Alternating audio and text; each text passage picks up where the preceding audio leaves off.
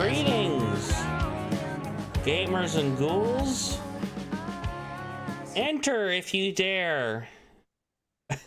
Episode 44 of Cinema Curse, our 2024 Halloween special. Tonight,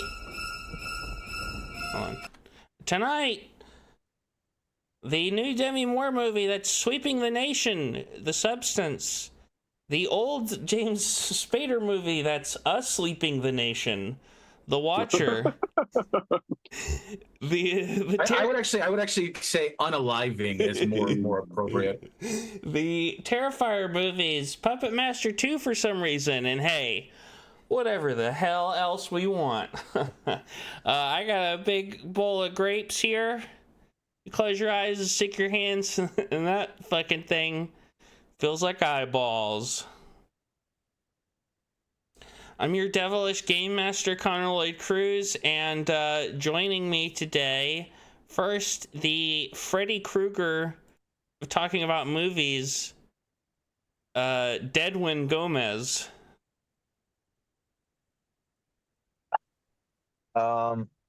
Greetings from the 405 freeway. Yeah, if anyone, Obama, if you want to drone strike him right now. Also, his handler, Marina Sakimoto, is there. Which, thank you to Marina and her band Shinkin for the use of their song Curse off the EP She Nods for opening. Honestly, I can't think of a scarier place than the 405. We're stuck in the 405. We're surrounded by cars. We're surrounded by metal objects. Are you guys going north? Are you north or south? We're going north. We're going north. So you're in the hillside right now. Man. Okay, so you're camping. You're living in an LA horror story right now. You exactly. Are. We don't know what kind of mystery we're about to encounter on this mission, but you know, sometimes a man's got to do and a woman's got to do what combined woman got to do. What we got to do. I like it. I know. All right. Well, and also Brian Grave Robert is here. What's up, guys? And Scott Creepin. Hey, how's it going, everyone? Good to see you. And also Didi. Do I say it? Hey. It was hard to get here. I tripped on my computer cord. I unplugged the whole thing and then broke my glasses, so there's no arm on the glasses. But I'm here. Is that true? Yes. Did that just happen? Not chronologically, but okay. Yes. Oh yeah. It's been 357 days since the strike ended. The AMTPT still sucks. How's everybody doing? Doing busy, getting seasons going. Oh yeah. We are in the best of the year, which doesn't end on tomorrow. By the way, November 1st is just as much Halloween. Yeah. Roll with it all year. Halloween, Shreveport never dies.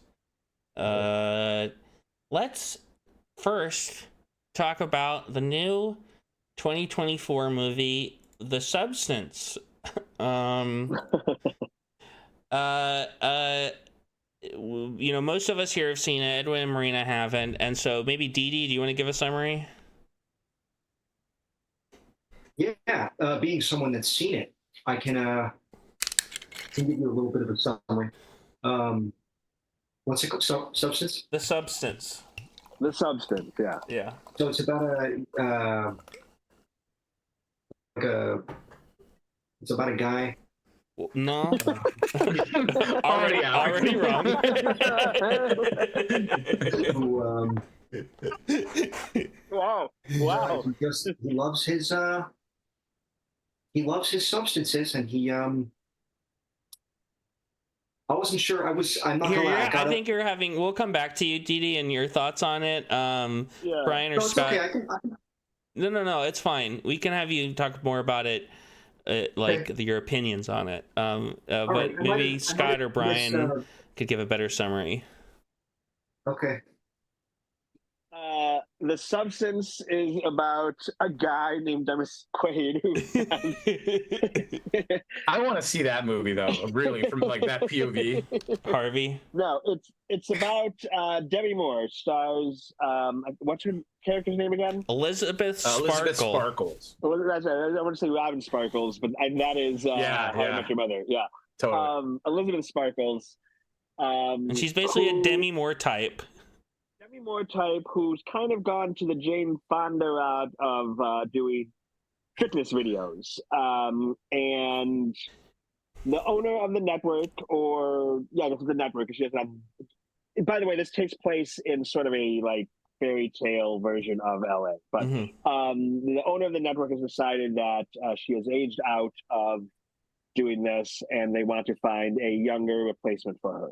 And she decides to take a substance that will split her in half, essentially. There are two bodies, a younger version, not even necessarily a younger version of herself, but just a young, like, version, a younger version. And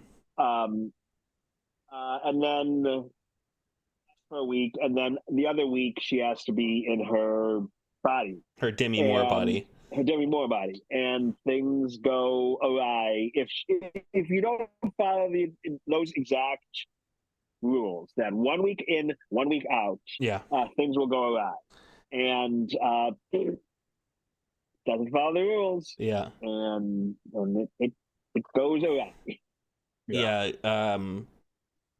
Elizabeth grows to hate Sue for. We didn't mention her younger her younger version names herself Sue, and of course becomes the host of the new fitness sexier, fucking sleeker show played by Margaret Qualley with like fake boobs, which I was watching the movie and I was like, these are fake boobs on Margaret Qualley. Not to be weird, but I knew it. And Dennis Quaid plays the Harvey Weinstein-esque head of the named Harvey. Not even necessarily Weinstein-esque, but they name him Harvey. And he is he's just the epitome of all the corporate toxic gross. energy. Exactly. Yeah, I thought it was really good. Great performances, especially Moore. What did Didi? What did you think about the movie?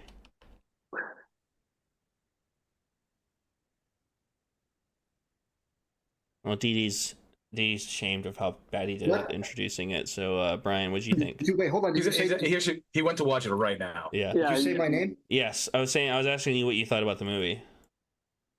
It was good. Elizabeth Sparkle, renowned for aerobics. An aerobics show, faces a devastating blow to her 50th birthday. I'm remembering. Her distress, a laboratory. I know you don't have your video on. Well, I was just gonna say, I appreciate this plotted plan of like. I'm using my computer to look up what it's about because I didn't see it. Oh, okay. Right. Oh, okay. Well, the bit's over. We're just exposing the magician tricks, basically, calling them out. Brian, what do you think? I think you're the biggest stan in the I know. group. I love this one. This one is one of those where I know I've said to you guys a lot that like every once in a while, I always look forward to the next movie I'm gonna basically obsess over, which this year has had like a crazy amount. And just real quick, but the fact that like Nosferatu's capping this shit off is like by far the best year since 2019, easily. Like whatever industry shit we're in right now, which is still all fuckery, it's like we're over that COVID hump at least, and we're starting to make some good shit. And but yeah, The Substance was one of the first in recent months that really got me. Especially, I know we talked a lot about the summer horror films, and that just I didn't enjoy any of it really. And so this one hit so well. Scott and I went with Casey as well. We went to see it at the Arrow for an advanced screening. It was like a couple days before Beyond Fest started, so it was a little bit of an intro. It was about like a week before, I think. Yeah. So it was a good pregame, basically, like a practice run. But it was a sold out, crazy crowd. Like I don't think I've seen that many people try to get into. So it was one of their free screenings, and so you get a ticket reservation, you wait in line. I don't remember the line being that long, so it was definitely a vibe and a hype for the anticipation on it.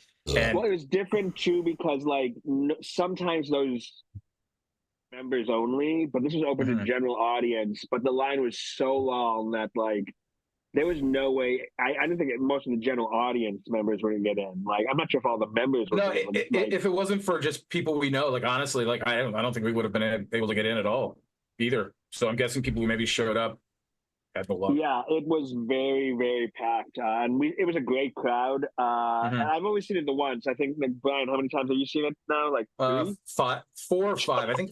Yeah, Okay. no. I mean, I got upset. Like I said, when I get obsessed, I get obsessed. But like, I don't know. As a body horror lover, this one just ticked so many boxes for me. And then I love just the, I don't know, just the female centric element and just what, I don't know, Hollywood story behind it all. Because it is as cliched as it is. I think Coralie Farge, who's an incredible filmmaker. See Revenge if you haven't yet either. That was her last one, and it's so good. I want like her to, I don't know, just let her have Nolan money as well, because I think she just is really great at the genre, and I don't know, she's inspired, but like brings something brand new to it that was really exciting with this one. So I loved it. You know, there's so many elements I could talk directly about, but. Yeah, I was a big fan too. I only saw it the once, and I know sometimes when you see it with like that Beyond Fest crowd, it hits differently. But that's fine. I love what a great time at the theater. I didn't really know what I was getting into. I had not seen Revenge. I thought it was a body swap movie of some type, which I guess I was right. Yeah, but like I didn't really know the story. I was blown away. I just what a ride, and you know, there are times when I was just like going, like, "What are you doing? What are you thinking?" But that's actually the point. I remember the best one. It was like during one of the pretty brutal body. They were definitely digging into some corpsey. You know, there's a lot of flesh sounds and things going on. And I remember, and this was like 20 of these things in, and I just remember you going like, "Oh, come on!" Like you just like yelled it on the screen. Yeah. Oh yeah. Come on. I mean, you know, not for our group here, but it was just one of those such a funny. Because that's what I love sometimes about the body horror stuff, and we get into the other side of it with what we're talking about later. But to me, this is the art of gore and the body horror. It did everything in the way that's so effective that I love it, because it's not just doing it to just do it because we can. There was a lot of great practical, and there was a lot of just really cool things that, you know, and even thinking about what Coralie was talking about with some of the final stuff, like they all had a lot of fun, and I think they all worked very close together, and you can tell that like director talent relationship was really strong. Yeah, it didn't quite get me as much as some people, but the teeth and the nail and the sore on her back stuff, especially, like that stuff is pretty squirm inducing. I thought it was a 7.6 on IMDb. That's exactly what I would give it. Yeah, that describes it perfectly. I feel bad. I feel like I should like it more. I think maybe in like the future. It's funny, like I heard so many good things about it, and I went in, and it was kind of like exactly what I thought it was going to be. Because it's essentially, I wrote a feature-length creep show bit directed by Stuart Gordon and edited like Tim and Eric at times. I don't know. Maybe I don't like the French. Like maybe I mean, how did you feel about Titan or Raw? Are you into that? So I'll say this: the substance will be in my. I'm talking about it negatively, but only in contrast. Partly because I'm a contrarian, but partly just because, you know, everyone else is so positive about it. Like my take, I think, is going to sound inherently negative because that's. But I still really like this movie. Out of the big movies we're talking about, like the feature movies, it's by far my favorite. It'll be in my favorites of the year. I did kind of get Titan vibes from it, and I did not really like Titan. I liked parts of it, but like... And see, maybe it is French films for you, because I love kind of getting lost. And for me, like, that's where like the back half of the movie is. It gets lost in this like, which maybe some people think is overstuffed, and it's just like, cut this shit down. I appreciated just hanging with the ride, because the back and forth of their 7 days each was so fascinating, because it wasn't just like, hey, you're going for your 7 days. I'll see you, 7 days I'll go to sleep and we'll meet up. Like there was this great new dynamic that started where you're like, okay, they're actually literally in a rivalry, and they're the same person. And the whole idea of like, you are you, that there's not multiple people here. This is just one. You are one. Yeah. And it's just, I don't know, it was fascinating to see the way that built out, and I wanted to spend the time with that. So by the time, like, there's a sequence toward the end when Demi Moore's character just kind of like gets more enraged and enraged and enraged, because the whole thing is, in her brain, she can't see that, like, what Margaret Qualley's doing. She's just out, she's in her own little world, and unfortunately her little world is being old, being not wanted, and all of these things. Well, this other version of herself goes out and experiences youth and getting it for the first time, and how it's just like everybody wants eyes on, and Demi Moore had that at one point, or and I think that, like, the way that built up, because when she's in the kitchen, that one sequence where Demi Moore, like, That is a good scene. Elizabeth is just losing her mind on I don't know, the whole buildup of the way she's just destroying meat, and reading about it, where it would say, like, I think one was about how to cook a turkey, and it was like eviscerate the meat. It was something about that so, like, gross about the entire way that she cooked and scenario. And then the segue to the next shot where you're just seeing, like, where Margaret Qualley's character wakes up into her sleepy time or wake up mode, basically. And all of a sudden it's like, oh my God, what the fuck happened? Like, there's newspaper on every window. There's a lot of reasons for it, but I don't know. For me, it's, again, hard without going into specific details, but I love the journey, and I really love the runtime. Is my overstuffed example. Yeah, I definitely think. I'm not as harsh as our buddy Anne. I kind of wanted her on to be like the extreme opposing position, because I definitely think it could have been shorter. Like it's a little fucked up. I don't know. Maybe it's just like, maybe in a year I'll think differently. But there's like a part of me that's like, it's fucked up that this 140-minute movie is being more well regarded than the 85-minute movie that I have a picture of behind me. You know what I mean? Which I think is also doing a lot of complex, weird character stuff. Because it's like, I like what they're doing with the characters in this, but I do also think they're a little, like, I like the movie for, like, the ride that it is, and I think I could have gotten that same ride at an hour 40. And I wish for the length it has, I wish it had gone more into some of the satire stuff. I wish there was more stuff like the scene where they're like studying Sue's ass for imperfections in her dream and stuff.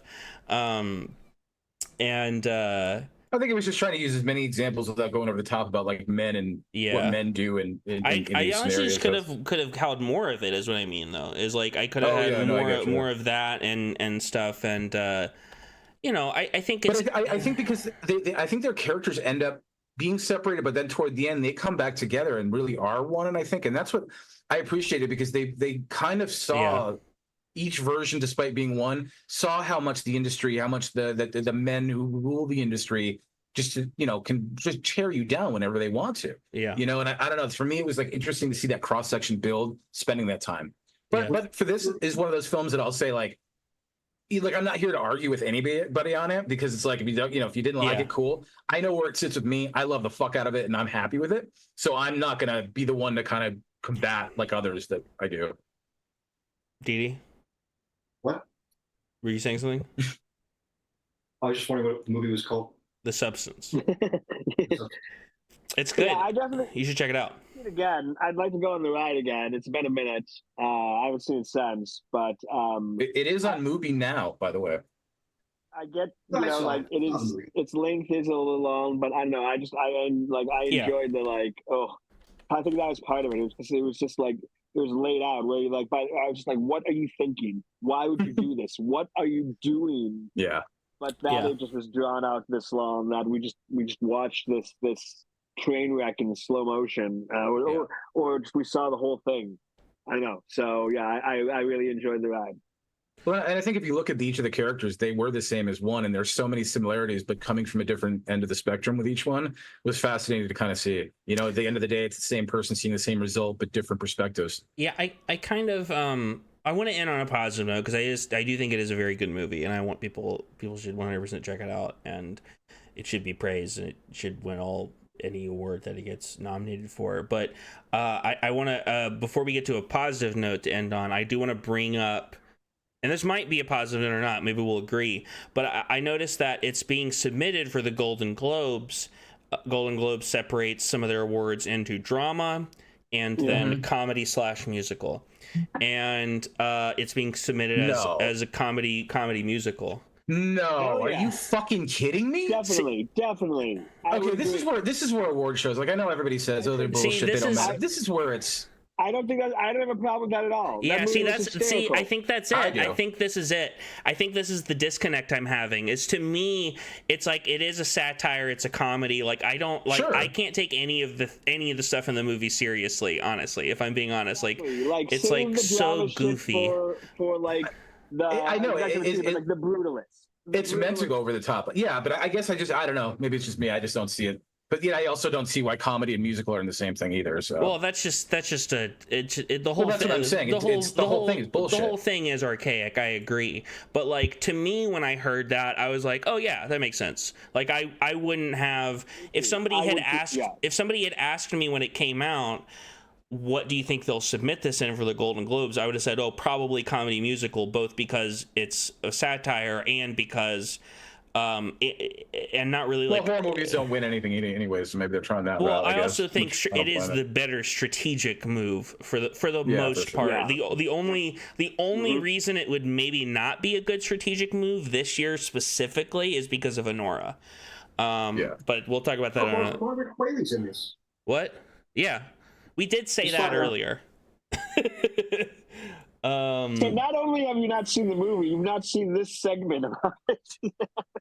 Yeah, well, I was reading. I wasn't paying attention because I was reading all about the movie. That makes sense. Yeah. We did get the best pens ever, by the way. You know what's yeah. Those are pretty cool. But I did like it, and I'd love Brian for you to have the last word. But Scott, say what you were gonna say.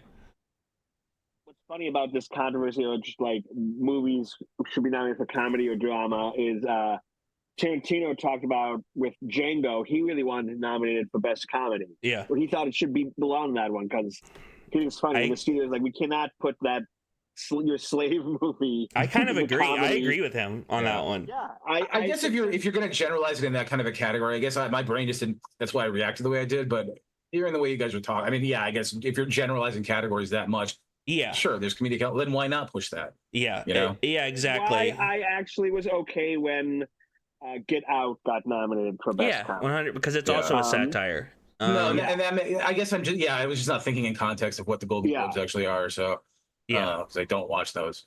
No, I mean they're the biggest bullshit ones. The fuck off, Brian. Yeah, well, those are the ones that just are like, okay, this is what's probably going to go ahead for the next rounds of things. You know, when they say comedy, we're like best bullshit. Like the nominees are The Substance and Harold and the Purple Crayon. And... Well, Didi, I want you to watch The Substance, and then you'll give a book report next time you come on. A movie report. Okay. It might be a little too much. I know you're only 12, and so it might be a little too much for your eyes, but just watch it with your dad. What's the rating? It's rated R. Ah, okay. See if your dad will let you watch it. If not, I'm sure you could watch it with Bobby, and he would let you. Does that mean anything in the days of streaming? I don't know. Any kid watch anything they want? I mean, I can check it out. No, I'm sure it's fine. Brian, I'll give you the last word because you're the biggest obsessive. And yeah, no, I just loved it. I love the ride. I'm going to go on it continuously for sure. I can't wait for whatever physical media release hopefully movie will put out, and it's going to be tough to actually figure out what this number one is this year, right? It's going to be like 5 of number ones almost, I think, but this is definitely going to end up there. Mine's easy. I think I should give it the last. I should give the last word. Yeah, go ahead. Just one word. 10 out of 10. Hell yeah. All right. Yeah.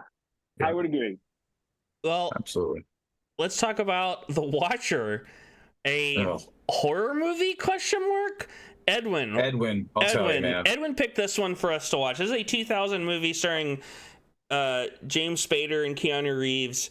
Edwin, can you summarize The Watcher for us? Gotta unmute yourself.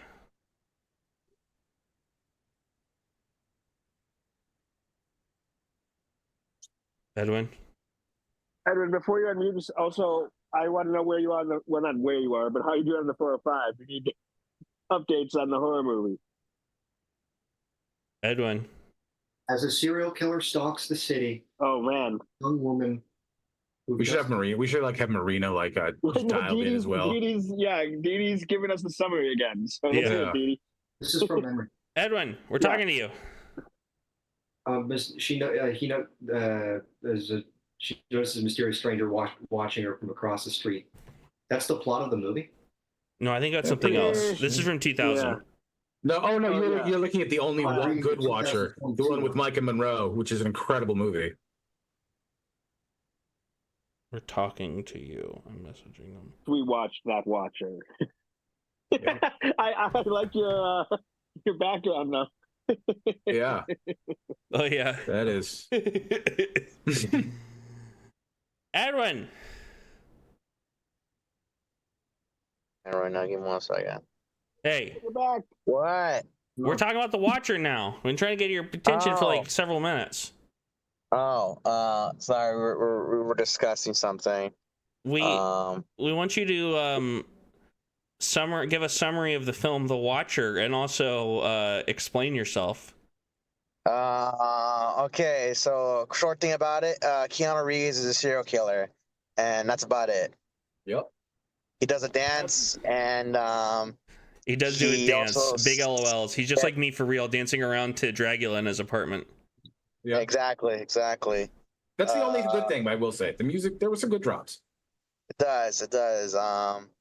He does say "whoa" a couple times because that's kind of his trademark or something. Wait, no, he doesn't. Never mind, because his trademark is like "whoa, whoa," but sadly he doesn't do it in this movie.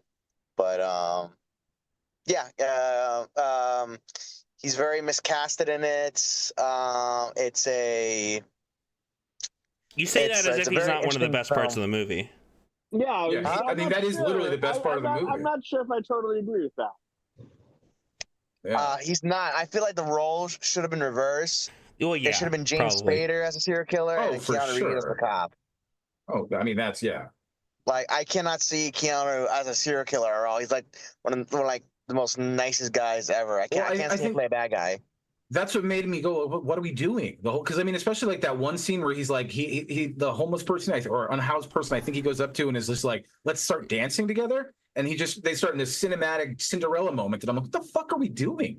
How is this a Dude, Halloween tell movie? me, man. That's all I kept saying last night. Yeah, Edwin, next Yeah. year you got to pick an actual horror movie, or it needs to have like supernatural elements or be set on Halloween.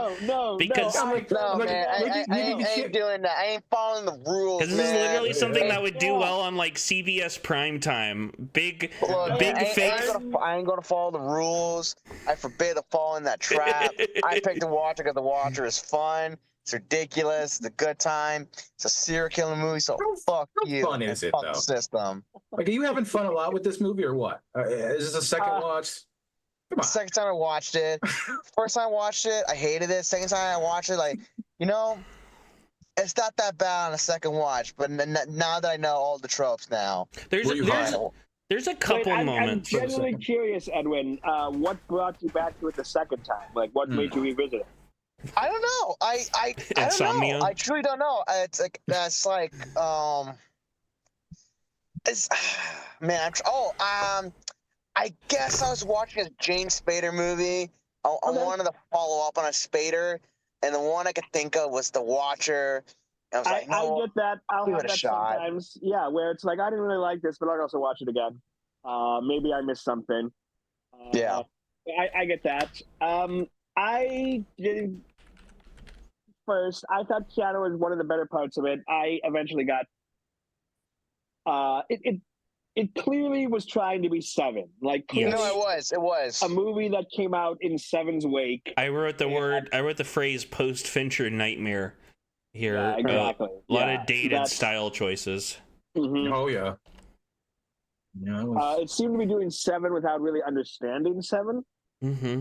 Yeah. One aspect, and this is why I actually think the casting worked, that I liked, that I don't think I actually wish they would have expounded on was, this is spoilers, whatever, this movie came out in 2000. Yeah, who At cares? the very end, when it's, Spader, Keanu Reeves, and Marissa Tomei, and like Keanu's just talking about how like exciting this is, and like we work so well together. And Spader says this thing about like, do you know how many serial killers there are in Chicago alone? And like, there's nothing but paperwork to me. They're like, there is no we.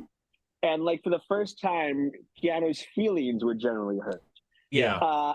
And I did generally like the idea of like a one-sided relationship.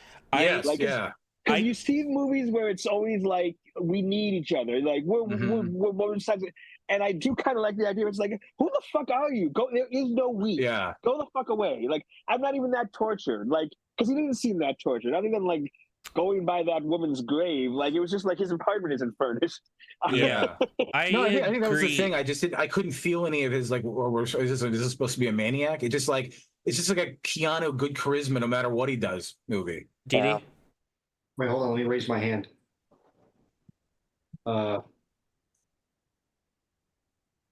I have to run, Okay. but I'll text you. I mean, text me as soon as you do the game thing. I'll see if I can. Okay, cool. jump in. Sounds good. Right. Thanks for joining, Didi. Thanks for your are you sage going- Okay, wisdom. Of course. All right. I'll figure out how to Later, do G. it. Bye. Get. But yeah, I completely agree. I thought that that could have been good if it was really about that, but it kind of was just them doing like a riff on the like Joker Batman. Yeah. We're not so very Yeah. different, you and I, Right. type sort of thing. And there was some moments that I agree were pretty funny, like the moment that really got me was the fact that Keanu's car doesn't explode when all that other shit, when the fire Yeah. literally starts on his hood and goes out from his hood, and his car's the only thing to not explode. That made me laugh pretty hard, and it's pretty funny that Spader just gives up after 2 victims. Like he just crashes out after. Yeah, like he's just like honestly, he's complaining about like my health issues are kicking up. Like he just wants a day off. That's You know? and also like I gotta say the big like finale just starts because Keanu just kind of tells him who he is. Yeah. He's like, Yeah. look, Never figures it out. Like Keanu, I give up on the guessing game. Yeah, Which, how did- again, I think it would have worked if again this was like they really pushed how one-sided this was, and if this was somehow about like in a weird way a needy boyfriend or like a Yeah. like It a felt guy like who that, wanted yeah. to date a girl and she wasn't into it, but instead it was Yeah. like with a serial killer dressing. I would watch that movie in a darkly funny way. Yeah, But how that's did not. Yeah. how did Keanu fuck up at the end? Like the whole the whole thing, like in the VO, James Spader's like, you just gotta wait till they fuck up, and it's like, how did he fuck up? Didn't James Spader just like beat his ass or something? Well, no, but that's kind of what he was saying because like the thing before that was like you never just walk into the room and they're smiling, and Yeah. then, like in this case, that's what happened. Oh, I guess it's a great Kind of. movie. Yeah. So, I but would- Yeah, no. I would also keep my appointments with Tomei. Yeah, no, absolutely. I think it's funny that they establish him as a meticulous planner, and yet he has like a new victim every day. Oh yeah, Yeah. like it seems Yeah. just random. Like, oh, that's a hot chick. I'm gonna go after that. That's like just all his motivation. You know, I will say I did like feel generally bad for each. Yeah. Yeah, because it was just nothing. There was no point or like purpose for any of them other than to be like, I'm a shitty dude. You can see the act Really, 2. No, I got it had nothing to do with them. He was trying to get Spader's attention. Right. Like that's they were just It's games. yeah. Shitty game master. These women are pawns. Yeah. So yeah, I felt bad. That was affecting. I do genuinely like the bit that how Keanu and the other cop guy and like other people all give James Spader shit about the restaurant he likes. The shitty Thai place. Yeah. And like Keanu like got there like yesterday or like however long he was there, and just like he already knows that shitty place you eat every night. Were they in that restaurant when there was that one dinner scene with the other partner cop guy? Yeah. I wonder if they were. I think they were in that. Yeah. Yeah, that's the cop was also saying this place sucks. Yeah. Right. Okay. That's right. Yeah. That's right. Yeah. And James Spader's like, I'm not gonna lie. I was in and out of this one a little bit last night. James Spader goes like, well, the killer is giving me grief about this fucking restaurant too. Yeah. yeah. Which is probably one of the better moments. There was I would say the first 20 minutes, I was into the movie. Like even the cop, like the Chicago cop, like I liked him. I mean, you got 3 very good leads. You have a good supporting cast. I think my biggest issue was in the first half hour. I thought that the movie was clearly going to reveal that Spader and Keanu were the same person. I thought for so long into the movie that was going to be the reveal. But no, it was literally going to be the 3. Yeah, well, it was going to be the 2.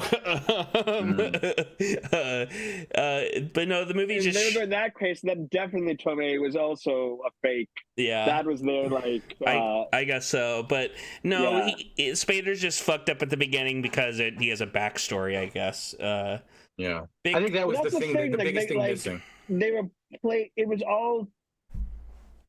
They were never characters. Yeah, and that's when it was reaching for 7, where it was like Keanu was having a good time, and I think Spader was like fine as the lead, but they weren't ever characters. They were just like, these are the beats you need to hit for this type of movie. So like it was just trying, like I said, trying to be 7 without really understanding what 7 was. So. Yeah, big. Thanks, Edwin. Great. Yeah, big fake show from 30 Rock vibes. Edwin, what do you have to say for yourself? Final thoughts, Edwin? On The Watcher? I think it's a good picture. I think it's an alright film. What are you talking about? You gave it like 2 stars. You don't like it. You don't even like this movie. Yeah, Marina's seen this movie. What does Marina think? The Watcher needs to do, man. People gotta watch it. People gotta experience it. People's gotta feel the Keanu, man. They need the Keanu within the Watcher, within watching yourselves.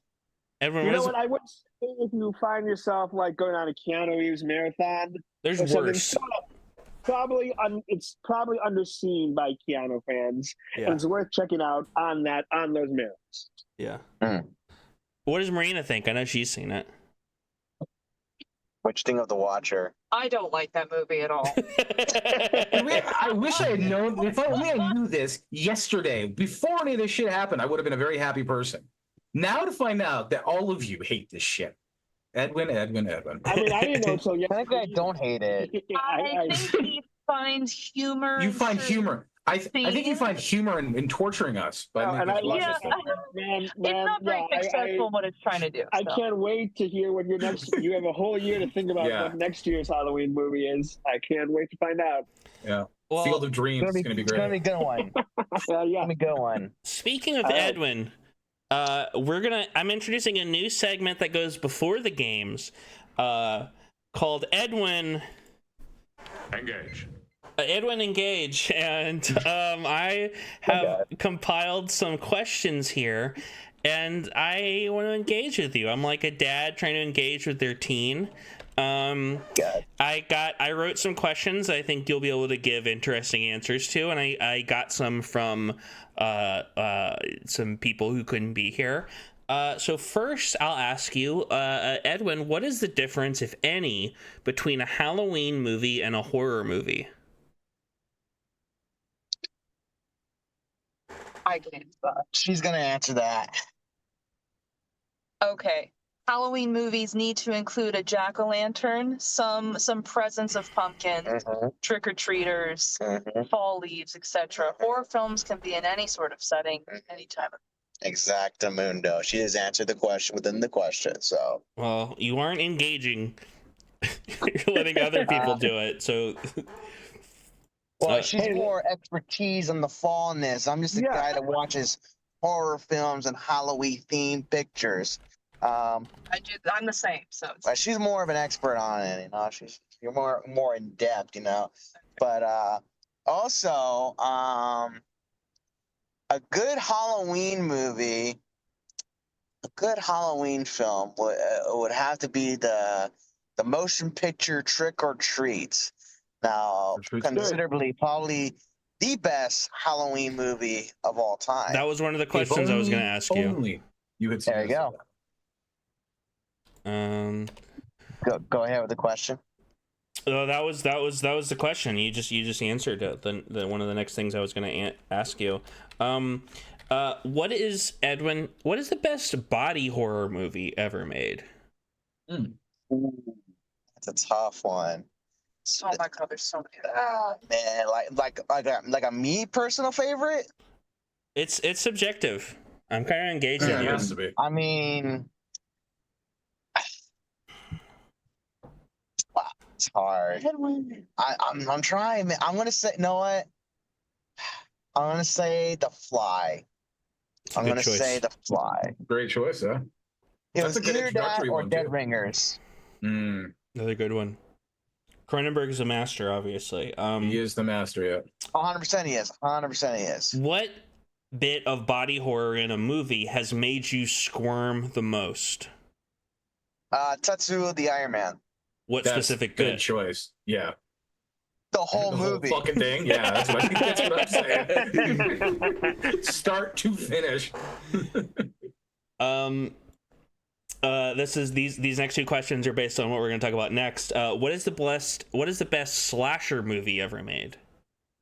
Ooh. Oh, easy. Sorry. Oh man. I feel like, oh man. You know what? Fuck it. I want to say the first Halloween movie. Another good choice. That's not a bad choice at all. Whoa, The what's this guy doing? quintessential. Which one you were gonna say? I was gonna say The Burning. I would call that a camp slasher movie. It's a slasher movie, so It's that's my pick. Okay, yeah. Burning from Marina. The last one from me, and I have a couple from some other people, is who is your favorite slasher villain? And it can be Michael Myers.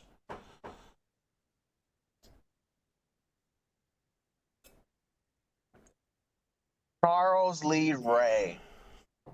Chucky? I was Chucky. literally doing the same. It's the same for me too. That's a good one. It's gotta be Chucky. I have a couple questions for some other people. I know, Scott, you submitted a question. Do you want to ask it to him?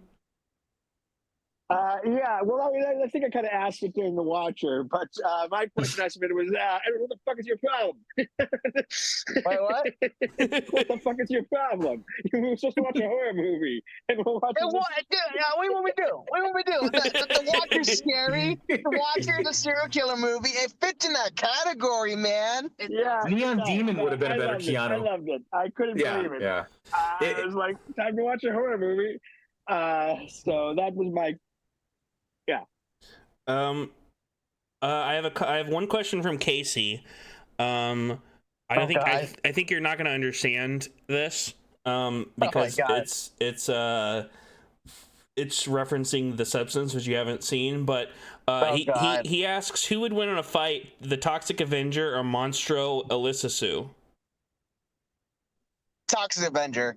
To be fair, Brian, you have to agree. I think Toxic Avenger would win just because Monstro Elissa's whole thing is that she literally, like, at one point trips and just explodes.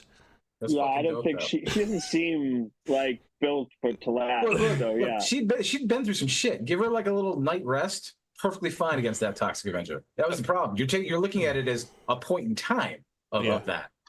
Maybe but as a character whole prime beefed, that's like Godzilla shit right there. And then Daniel had a couple questions. He would love to know, what's your favorite horror franchise? Ooh, that's a good one. That's a good one.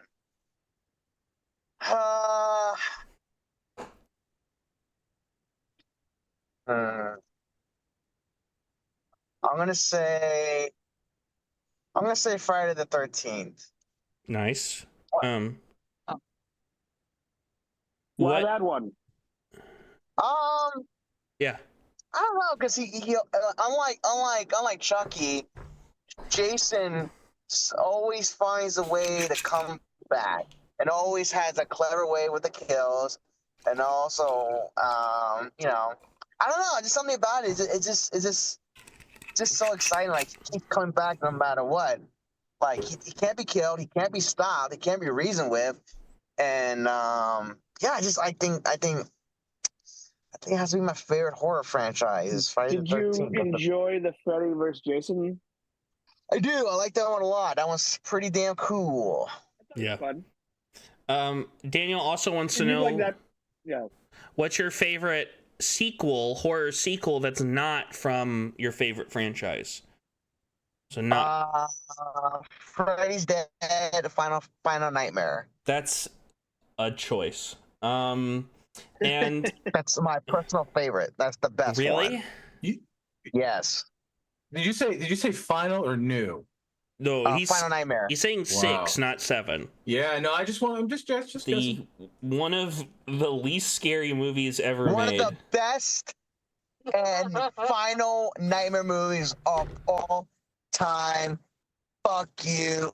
Movie is incredible and misunderstood. So It's it's amazing. Yes, it is, Connor. It quite is amazing. It's a terrific motion picture. Crew is funnier than ever, more deadlier, more creative, and just an all-out blast. And Daniel also wants to know what's your favorite horror film that's only available on VHS. Oh man, you got to help me out on this one because I don't know any. Coven.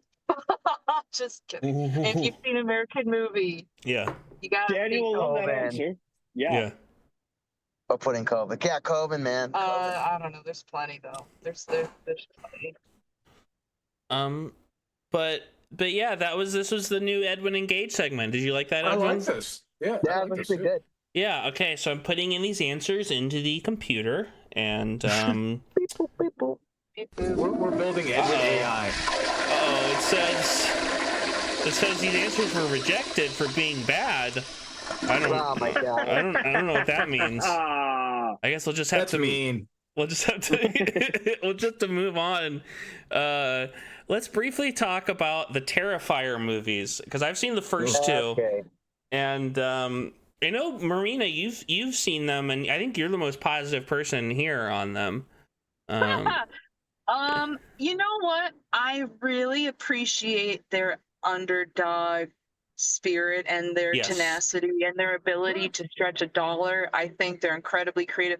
It is so rare that we get a horror icon, whether you like him or not, whether it's to your taste. I think it's revitalized teenagers sneaking into the theater, wanting to go to the theater. I heard that The Wild Robot was like second at the box office because kids were trying It's great. to surpass Yeah, I love it. or get I love in. So I think What it's was just that? really cool. I mean, obviously those films could be tweaked, but I think with the budgets that they had, I Yeah. think he's a very disciplined director, and the talent that he has worked with is really good too. And I think they're going to do amazing things outside of Terrifier. So I think it's just really cool for the genre as a whole. That's all. Yes, I don't want to shit talk it too much. I'm sort of in the middle. I do think. I mean, I will say I wrote this. They aren't my at the very end. They aren't my least favorite things I've seen. I technically would I say I have to like them, but I could only really recommend them as movies, as like projects that like these cool sounding guys are doing. Like yeah, for sure. As movies to recommend for other people to watch. I would say their appeal is dubious. If people don't know, I'll give a brief summary of the Terrifier movies, which is that Art the Clown is a maniac clown and he kills people. And that's the movies. And, you know, I would say the appeal of the movies is twofold. One is just their kind of classic throwback slashery vibe to a certain degree, whatever you want to say about it, and the fact that the gore is really over the top and extreme and intense, and you know, I do think the guy's really good. I think the cast is good, and the gore is good, like in an abstract sense, you know what I mean, like if I had to talk about it, but Yeah. I just watched Halloween 4, and like, you know, they cut away from all the kills, and Yeah. essentially the Terrifier series is about what if they didn't cut away from the kills and your imagination just went wild. And so I admire it for that, but obviously I'm not going to watch it over and over again. I wouldn't recommend it to a lot of people, I Yeah. suppose, but I think it's very creative. So Yeah. I feel you. I feel you where you're coming from. I'm kind of sort of in that middle space too, but What about you, Brian? I mean, I think, there's a caveat to both of you, because looking at it, I mean, there's a couple ways to look at it. As a whole, I'm very happy that this is doing what it's doing, because it's the horror genre, and at the end of the day, that's the best. I mean, we're seeing success, and I think to Marina's point, like the whole idea of like kids sneaking in or going to see it, that's the dope part. Yeah, because definitely. they're going for the purpose of like, oh, who's going to get freaked out the most? I mean, I was in a couple of theaters, or one of the theaters I saw was a whole group of that type of kid, and I was happy for them. So it's great that this is happening. It's a cool little event, and the practical is amazing to a point. I think like this is when it creeps into like my own personal taste, where like it just turns into goofy gore where I just lose it, and I'm just like so out of, it looks like just fucking Jello molds smashing against each other after a while.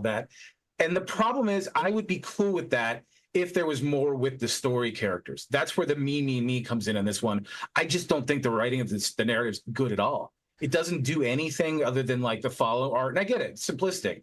And that's fine. I just don't, for my taste, I just don't really care. I watched each one with the same, oh, he gets up from the last time and there's some weird shit at the end. Then we do a new thing in the next. And I don't know, it just doesn't really do that for me. But again, ultimately, I'm happy for this. I'm happy for Damien. And, if it creates not like new horror lovers, fuck yeah. Yeah, I don't really, like I admire it that it exists, but for me, I don't really, there's not like a lot of a point to it. I watched the first two. I was curious, and I watched the first one, and then I heard how much people like the second one, because that's usually, and I watched it, and I agree, I do like the second one more, for sure. It's definitely a step up. But that runtime's pretty rough.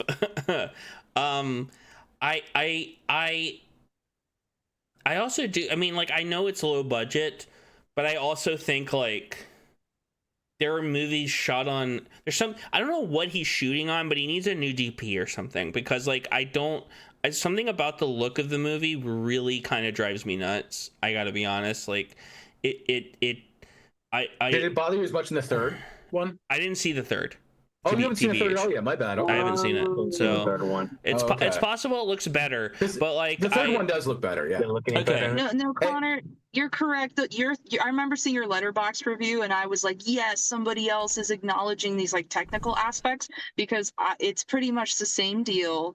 But there's more help with the special effects team, so I guess he was able to focus on the directing more. But I really it was well lit too. Like the third one was very well lit comparatively, and they only had like really the one or two set pieces in each one, and they were all like that warehouse, really dimly lit shit that like really takes a lot of effort to make it look any good. And I think they just didn't have the budgets to do that stuff initially. But the third, especially that mall sequence, looks great.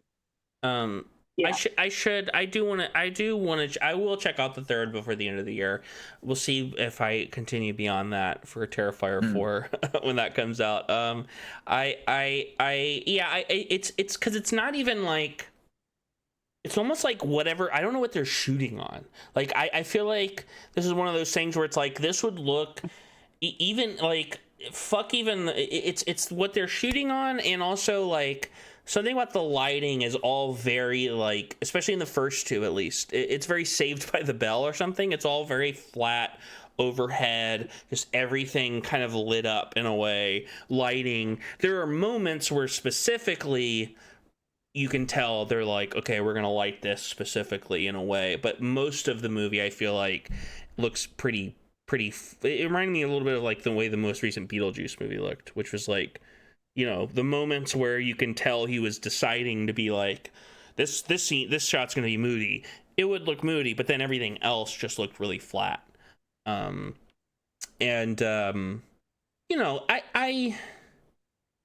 get that there is a hunger for this genre, but I also like, I don't know. I'm not totally sold on Art Next. I've seen people like be like, oh, does he belong in the Pantheon? And I don't know. Not yet. Not right now. Not yet. Like, I totally respect what he's doing, but like, like there are, I don't know. Recent Scream movies are better. I also wish they did a little bit more with like that character they brought in the second one, the weird, what is it, a sister, the sister or something, or the mother, angel, like the weird little, oh, whatever that was. No, the little demon girl. Yeah. Who's just kind of like only he can see. Like I loved her. Yeah. I would have loved to see more of like that Child's Play Chucky vibe where Tiffany and like, I don't know, it feels like you can build a little personality, especially since art is just nothing. It's just like this blank. Give him some sort of idea of charisma, but like beyond just like goofy little things. Like that's the draw. But give me a little more with that.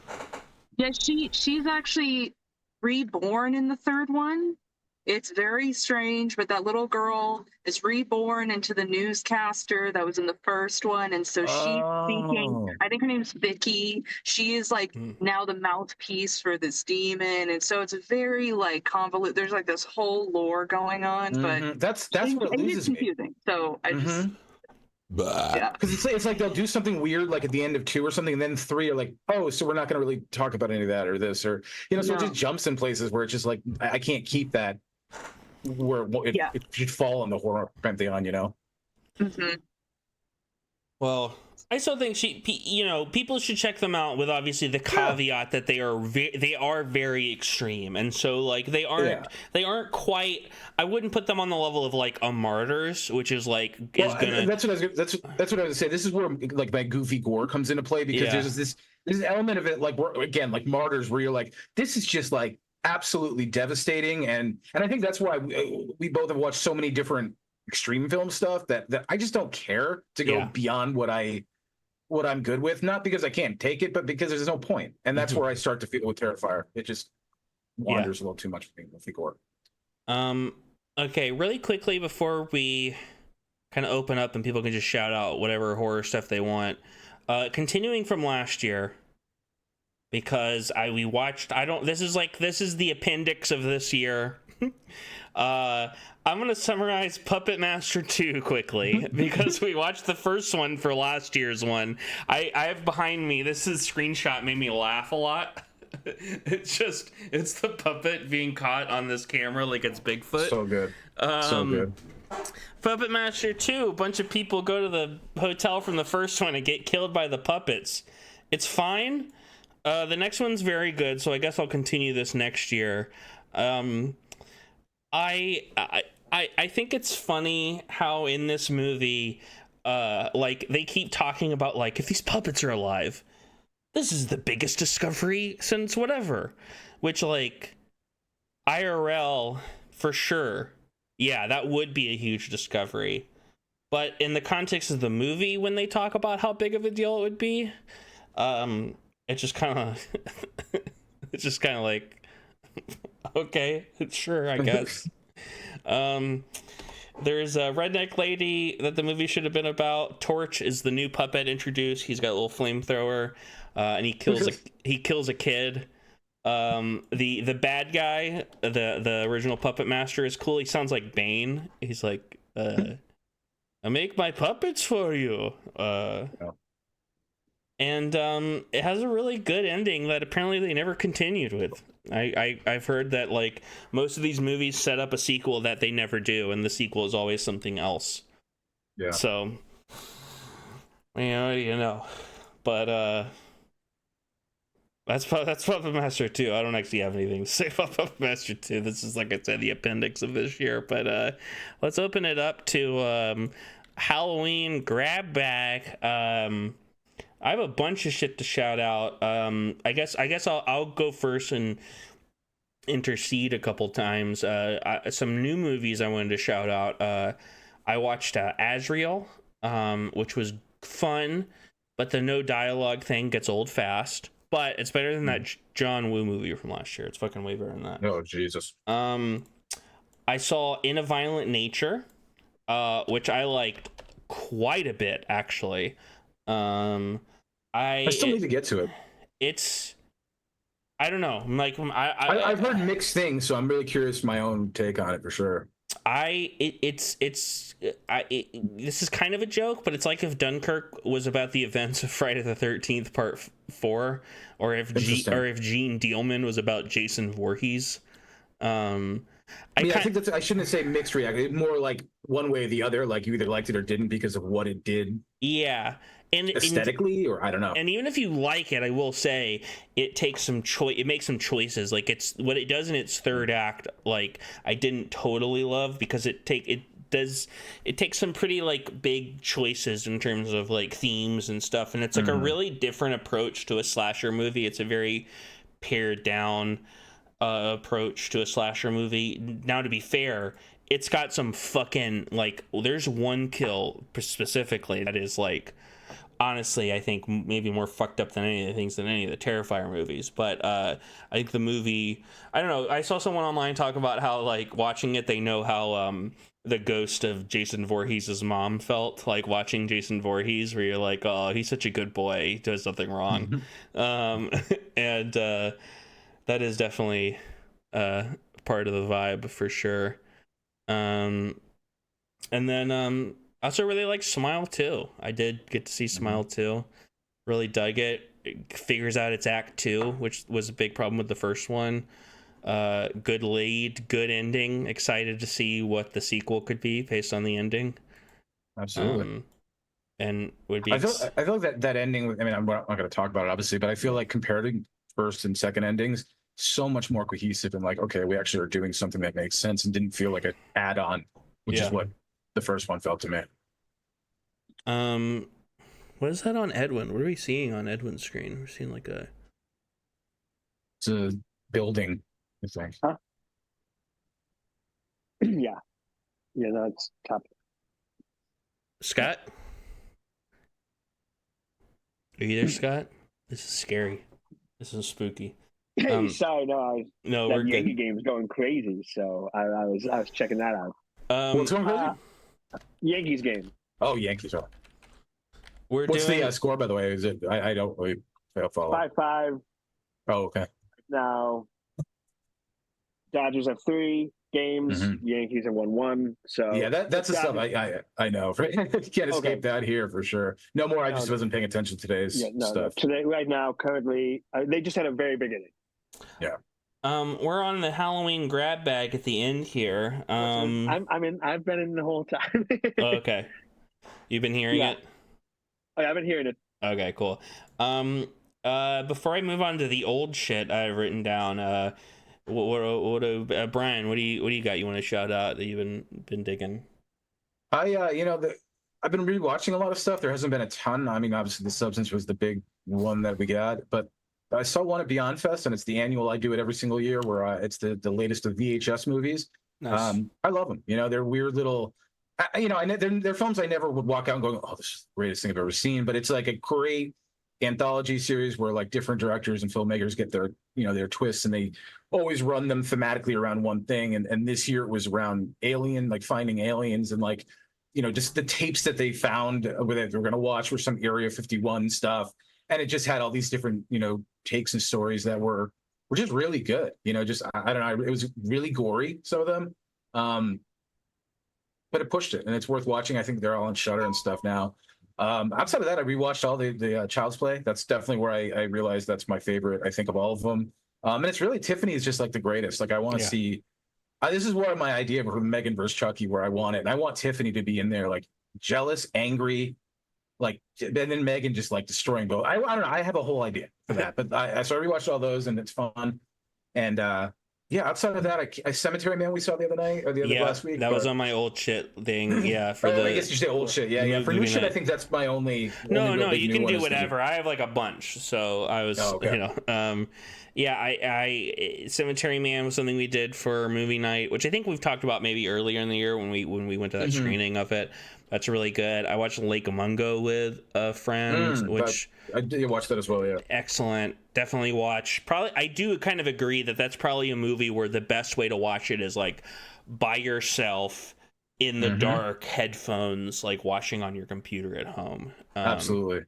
Maybe I got the opportunity because I'd seen it several times that way, and I got the opportunity with Beyond Fest to see it on the Egyptian theater screen, huge screen, great room, and it just did not play as well for me. Like, I mean, it definitely shook. You could tell there were a lot of people in the audience who'd never seen it, and it shook them a lot. And our Daniel, he was next to me, and it was first time him seeing it. And I was actually kind of like, oh, I hope because I didn't have the greatest like reaction to it, seeing it, having the experiences, and he was blown away. So it still was effective, but it loses a lot of it. Especially it's very pixelated. It looks low quality. It's something that just begs to be on the only thing that is the opposite of David Lynch's vibe. Watch that shit on your iPhone and it would creep you out for sure.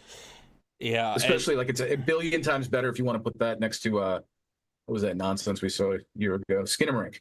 Like if you want to like creepy, weird shit like that where you put the atmosphere and all that. And I go kind for of like that. Skinamarink. Also on a similar vein, we did Ghostwatch, which you gotta check out Ghostwatch, Brian. Yeah, for sure. Ghostwatch is I would compare it to Lake Mungo in certain ways. Okay. I would be down for doing that another Halloween. Hold the phone. Marina's got something to say about Ghostwatch. Yes, she just saw it recently. Hi, guys. Hey. Wow, what a wonderful film! So ahead of its time. It's so good.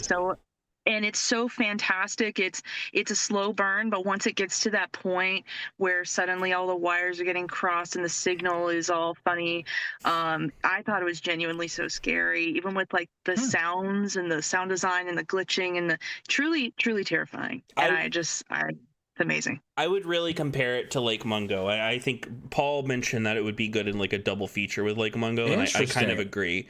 I mean, I may watch that tonight then. That's cool. great. It's more fun than like depressing, like Lake Mungo is. Yeah,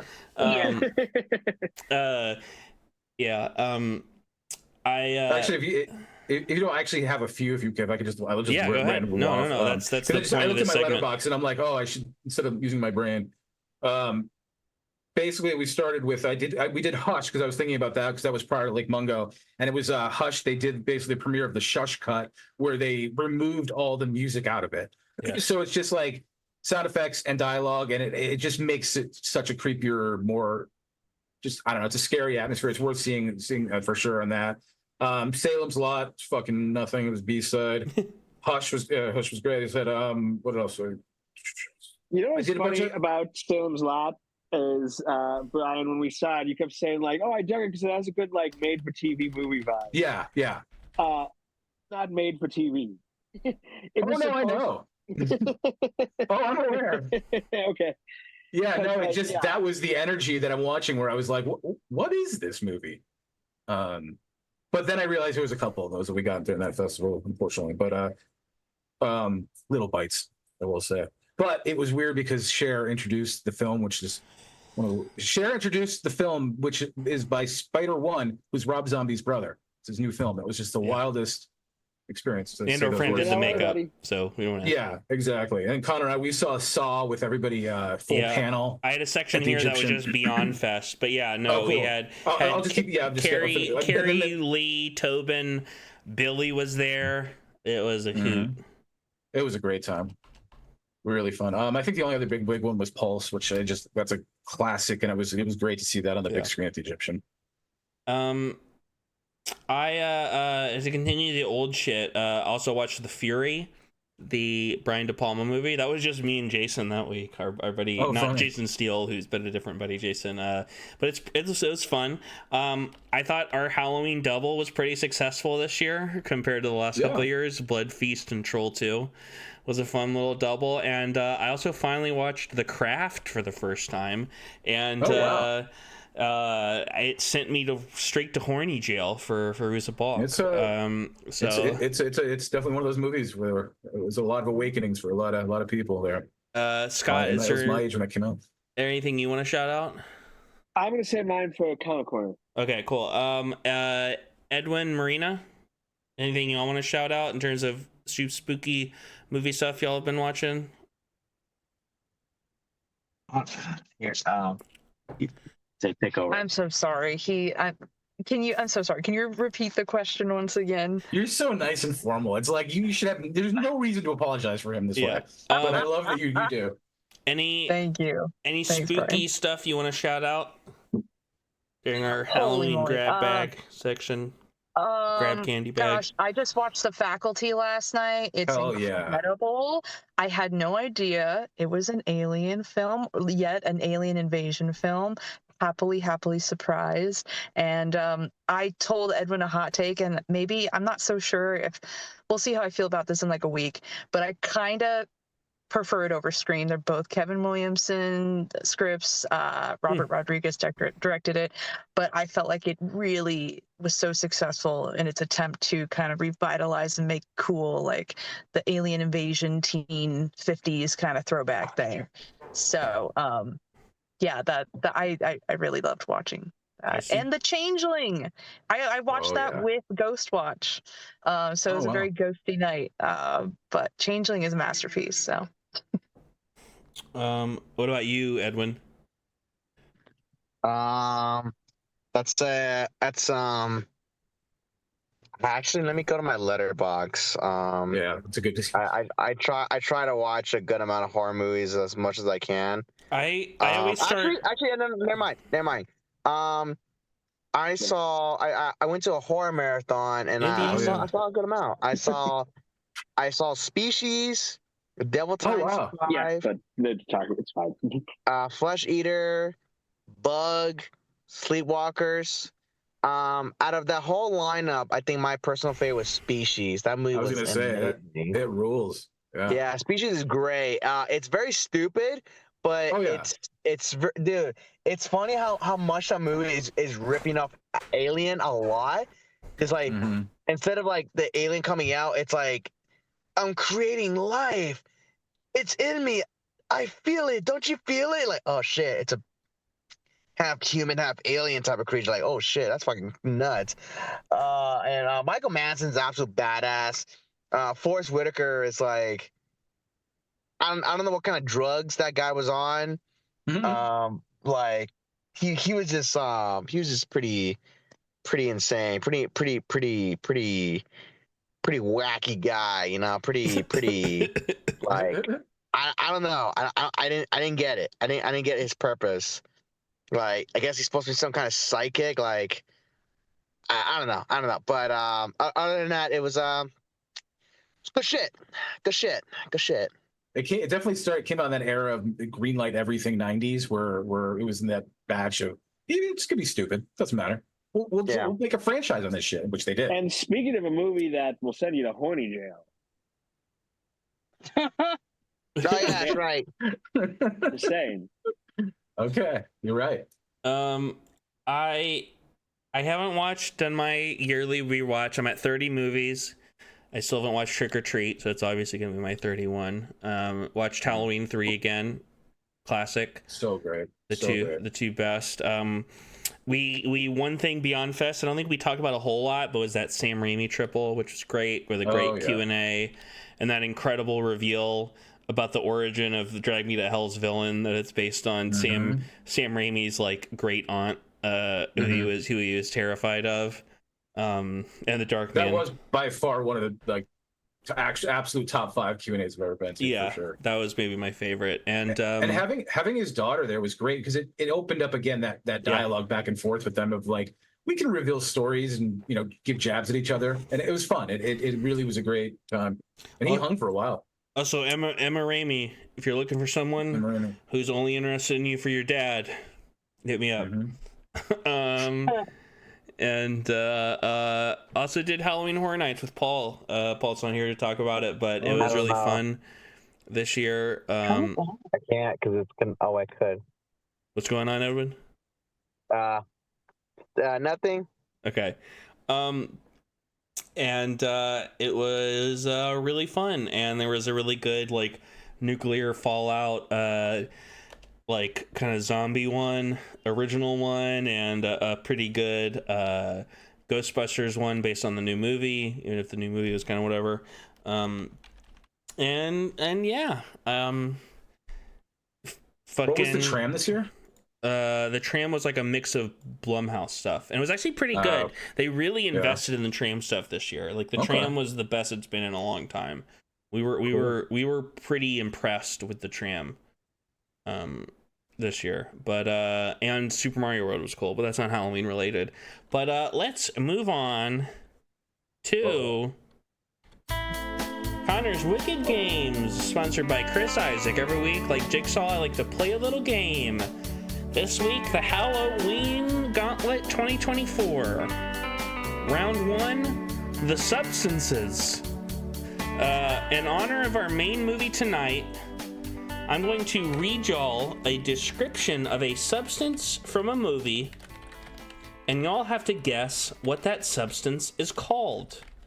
You'll get a chance to guess for 3 points, and 3 options, and a chance to guess for 1 point. And Marina, are you in? Yes. Hell yeah. So Multitasking. first off, we'll start with we will start with Edwin. The movie Flubber. Oh God, why? This substance, created while developing a new energy source, is an elastic and energetic sentient green goo. What is the name of that substance, Edwin? Flubber. Marina? Flubber. Ryan? Yeah, I almost got tricked in this one the last game with Rosemary's Baby. It is indeed Flubber. Scott? I'm gonna go with Flubber. I mean, it's the title. It's a title. It even says in the damn movie. Overthinking. Yeah, no, I always... Remember, this is Connor's Wicked Games. The first... Yeah, we always start small. I always start with a really easy one. I'm not even going to give you all the options. Everyone gets 3 points. Yes, that is... That's what we fucking thought. It is indeed called Flubber. This next one, I'll start with Marina. This substance from the 1989 Batman is a deadly chemical that the Joker laces into hygiene products, causing the users to die laughing. Oh no, I'm not too. I'm not too sure what that is. I'm not a huge '89 Batman person. So You can pass and wait for the choices. I can pass. Okay, I'm passing. Brian? It's like right there, and I'm really. I mean, there's like a whole thing with it, like a TV commercial. Wait, I'm trying to think about it. I just.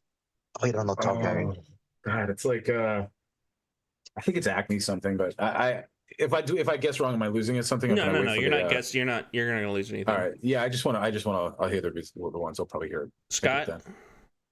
I believe it's called Smilex. Yes, I think it is. You're right. Edwin? What is laughing gas for 200, Alex? I'm going to give the options. Marina, you'll get a first chance. The options are A, X, B, Smilex, or C, Venom. B. Brian? Smilex. Scott, I assume you're going to stick with your answer? Hell yeah. And Edwin? 200, Alex. 4? Smilex. Yes, it is indeed Smilex. Brian, this one we're going to start with you. From the movie The Stuff, this white... The stuff? This white cream-like substance is sweet and addictive, like my cum. Sold in ice cream-like containers, also like my cum, and later revealed to be a living parasitic organism. Also, like my cum.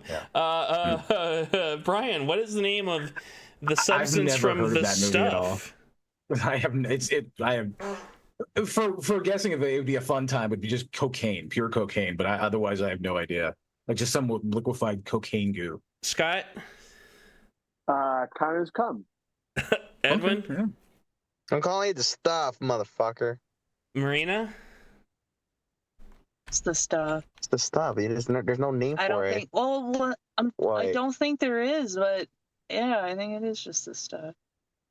Brian, your options are A, Frozies, B, Cream Stuff, which is spelled weird, or C, The Stuff. I'm gonna say C. Scott? I guess we're both C, The Stuff. Flubber logic. And Marina and Edwin, are you guys gonna stick with y'all's answer of The Stuff? Stuff. Yes. Final answer. Indeed, in The Stuff is called The Stuff.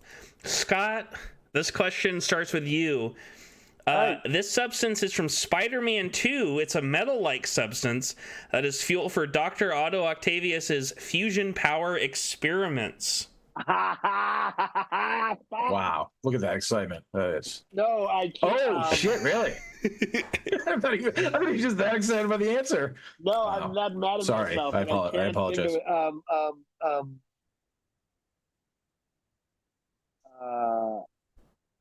It was no, I'm not going to say. I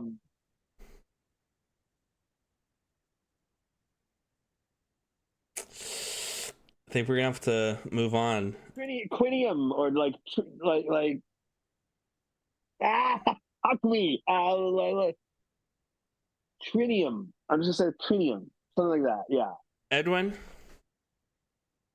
What? From Spider-Man 2. The metal-like substance used for fuel for Dr. Otto Octavius's fusion power experiments.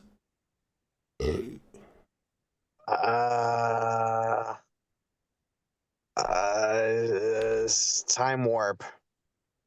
Marina? Oh,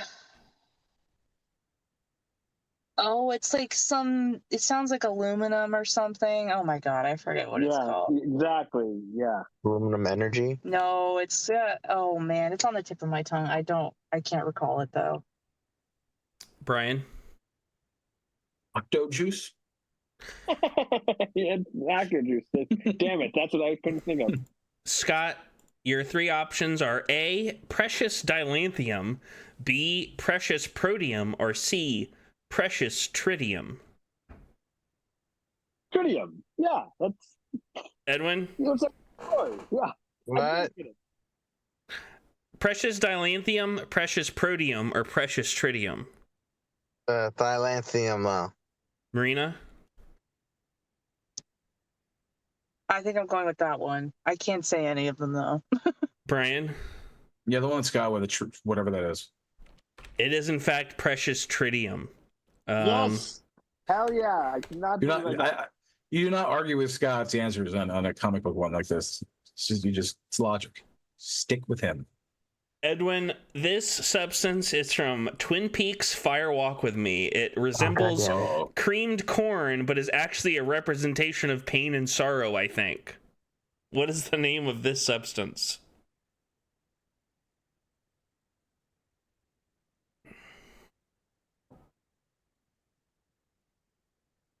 Pass. Marina? Pass right now. Brian? I'm gonna fuck up saying it, but the garbanzo beyond bean thing. Scott? That's where my brain went with it. Tritium, I think. Edwin, your three options are A, Zarganbomia, B, Garmonbozia, or C, Borganzomnia. Borganzomnia. Marina? It's between A and C, and I really don't know, so I'm just gonna go with C. Brian? It's our Garmon. It was what I wanted to say, basically. Scott? I'll also go with Garmonbozia. It is Garmonbozia. And Brian, I'm going to give you an extra 0.1 for that pre-guess. I could not. Like, I was just thinking about the garbanzo. I was thinking about it more in the dialogue with the way it's used sometimes. Marina. I think. This substance from the core used to build the Virgil ship can withstand extreme pressures and convert heat into electricity. Any guesses? Why the core? Oh, I don't know. You haven't even seen that movie. No, I don't think so. Pass. Brian? Pass, definitely. Pass. Do you call me? Yeah. Yeah, I have no idea. Scott? Tritium. yeah. Edwin? Pass. Marina, your options are A, unobtainium, B, carbonadium, or C, dysprosium. I'm going with A. That is just a gut reaction. Brian? Yeah, A sounds the most scientific. Scott? I'm going with carbonadium. And Edwin? I'm gonna say A because I don't know. It is in fact A, unobtainium, which is not just an Avatar thing. It's like a general thing that.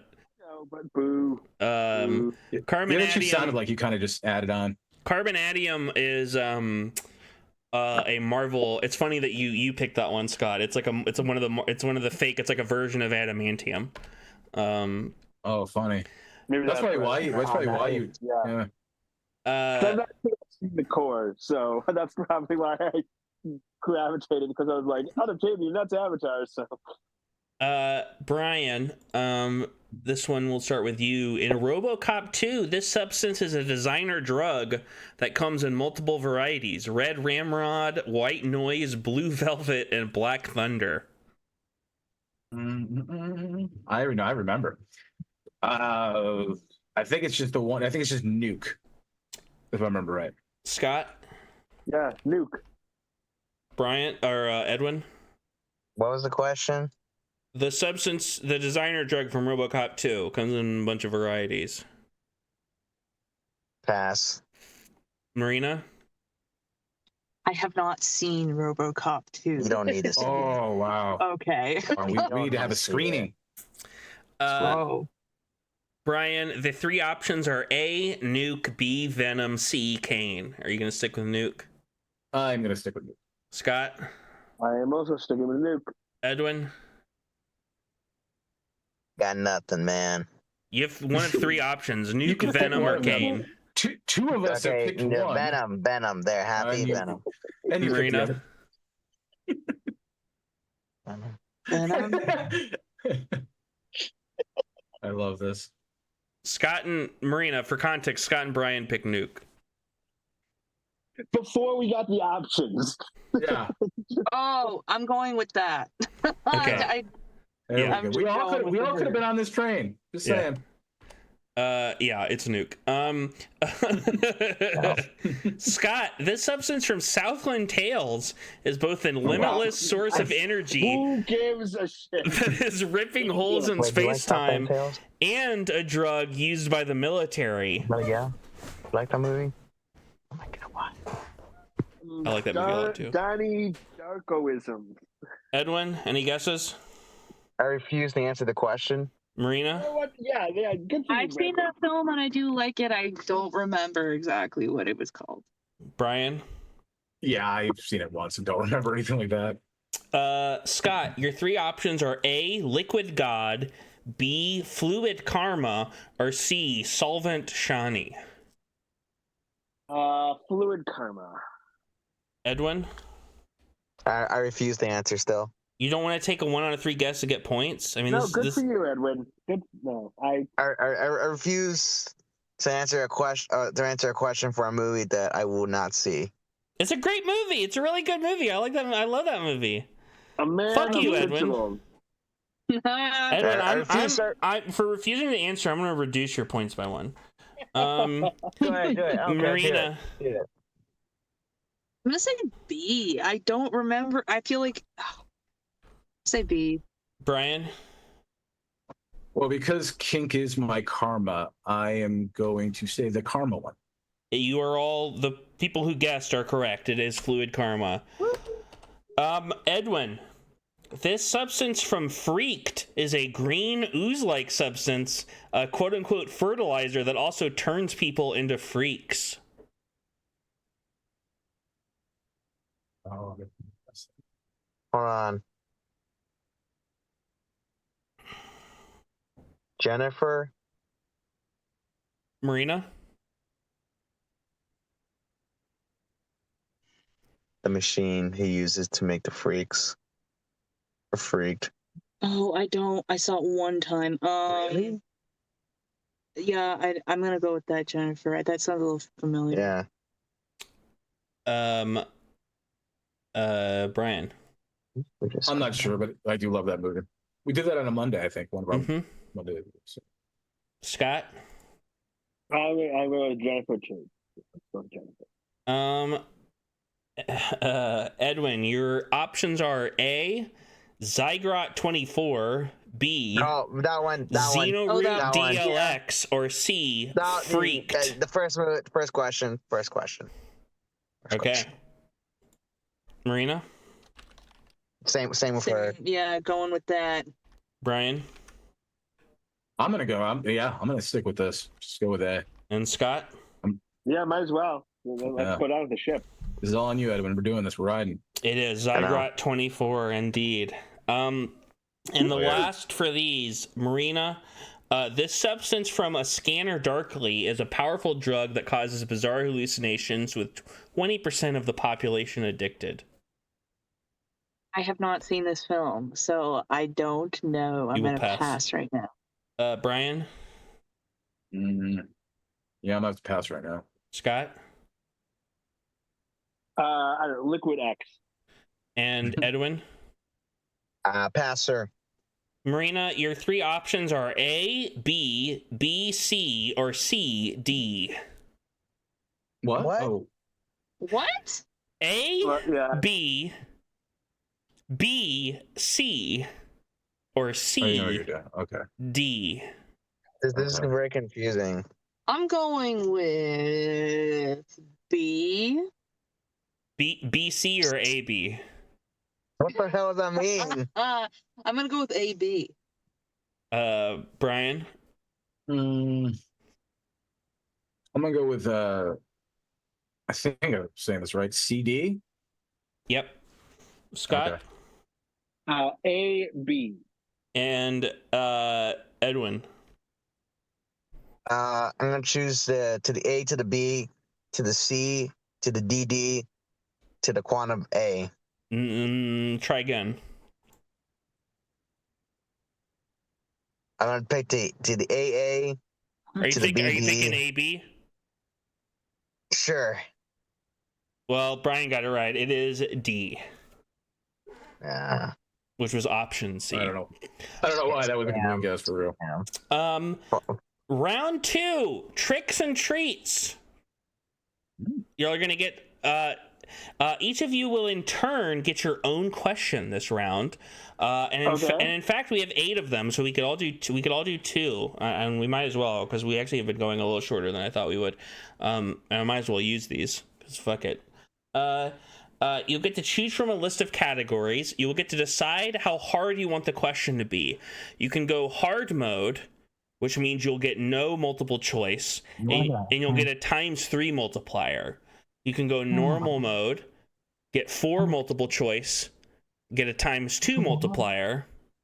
Die. Oh, thanks. You can go easy mode, get 3 multiple choice, and a 1.5 multiplier, or baby mode with 2, so basically a 50-50 chance of getting it, and a 1.25 multiplier. Each question is both a trick and a treat. For some of the category names are misleading, but those questions are pretty ezy if you like have any knowledge of the subject, whereas the other ones are much harder. Yeah, we're gonna start with Edwin. Edwin, are you there? Edwin? Nope. What? Which you get to choose a category for your question. So this is only for Edwin. The categories are the substance, the watcher, Terrifier, Puppet Master, Smile, Halloween 3 Season of the Witch, Trick or Treat, or Twin Peaks. Ooh. Which of those do you want? Wait, what was the question again? Well, you're choosing a category for your question. The substance, Oh, okay. the watcher, Terrifier, Puppet Master, Smile, Halloween 3 Season of the Witch, Trick or Treat, or Twin Peaks. Okay, I picked Predator 2. No. Okay, I'll pick Halloween 2. Halloween 3 Season of the Witch, you mean? Just say yes. Okay, Halloween 3. Why are you being difficult?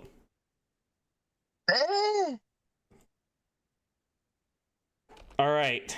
Like I said, so were you guys paying attention when I explained the way this round works, where I said that each thing was a trick or a treat? So certain questions, the category is misleading, but those questions are easy, and the categories that aren't misleading are really hard. So, with that in mind, this question about Halloween, how difficult do you want to make the question, Edwin? Do you want hard? Easy. Easy? Easy. You could go baby mode to make it even easier. Sure. That's fine. You do baby mode. So, Halloween 3 Season of the Witch, this question is about the movie. What is the subtitle that I want to give to my unpenned follow-up, Halloween 3-2? The options you have are Season of the Damned or Century of the Witch. Season of the Damned. Well, you're fucking wrong. Marina, it is your chance. Which category do you want? The Substance, The Watcher, Terrifier, Puppet Master, Smile, Trick or Treat, or Twin Peaks? I don't want this to be my brand, but I'm going to go with Terrifier because I have a lot of fresh information in my brain about that series, so I'll do that. And how difficult do you want the question to be? Let's go medium. You're like, as hard as possible. I hate this time franchise. Okay, so this is about the film franchise that we all know and talked about. And the question is, who played Art the Clown first? And you have 4 options. David Howard Thornton, Robert Amoretti, Damien Leone, or Mike Gianelli? So first, like in the short or like in the short, and then like All Hallows Eve, or who played him first? Chronologically. I know David Howard Thornton is the current actor. I want to say that, but I feel like this is a trick. I'm gonna say Damien Leone. Unfortunately, that is not correct. It is Mike Gianelli. Had no idea. Idea. Sounded like it too. Damn. Next, Brian, you're remaining The Substance, The Watcher, Puppet Master, Smile, Trick or Treat, or Twin Peaks. I will do The Substance. It's funny, you guys have picked all the ones that don't have the misleading category names so far, which is why the questions have been so difficult. The Substance, about the new movie. Who was the original? Oh, no. You're supposed to ask. I'm supposed to ask, how difficult do you want it to be first? Oh,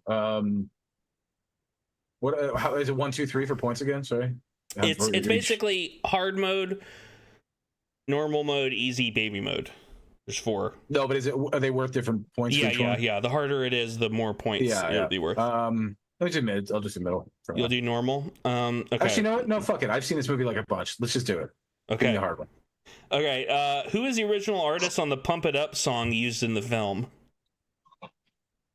Do I get a multiple choice at all? No, you don't, because you went hard mode. Fuck. Oh. I don't know. I'll let you renegotiate for a lower multiplier for quit. All right, yeah, I'll go with the mids. You know, I came in here with my confidence and. Okay, your 4 options are example, Mr. Sam, Danzel, or Pulse Driver. Yeah.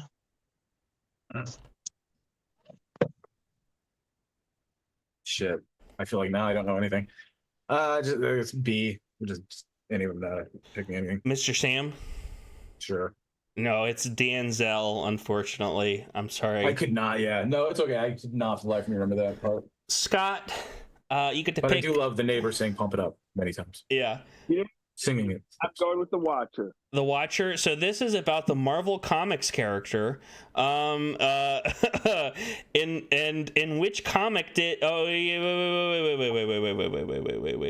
wait.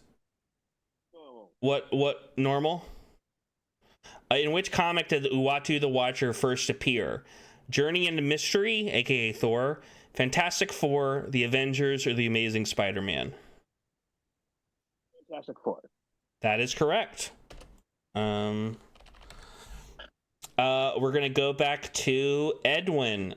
You have 4 more. You get to pick between Puppet Master, Smile, Trick or Treat, or Twin Peaks. Edwin?